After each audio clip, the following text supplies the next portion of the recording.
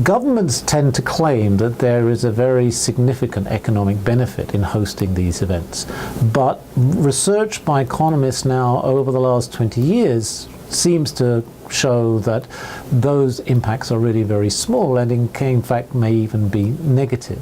And this is research based not just on major events but also building stadiums in cities and hosting major league sports teams. The reason for this seems relatively clear as well, and these facilities are very expensive to invest in and to build, but they have limited use, particularly for major events. They have limited use after their lifetime. If you think in London, the construction of the facilities for the games has cost in the region of £3 billion. That's about $5 billion.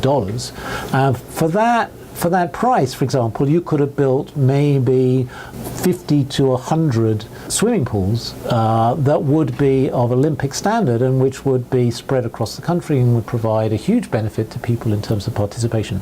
Instead of that, what's happened is that we've got one big swimming pool, one big Olympic stadium, and a few other related facilities all in one location, which is going to reach a number of people, but not that many people compared to what you could have done. So the question is, why do cities compete so intensely for this kind of event? I think the answer is that they bring a huge amount of prestige, and ultimately they bring a huge amount of pleasure to the citizens of the city and indeed of the country which gets to host the game. So people really love to have the attention that goes with being the host of the Olympic Games or the World Cup, and so that's why they compete so intensively.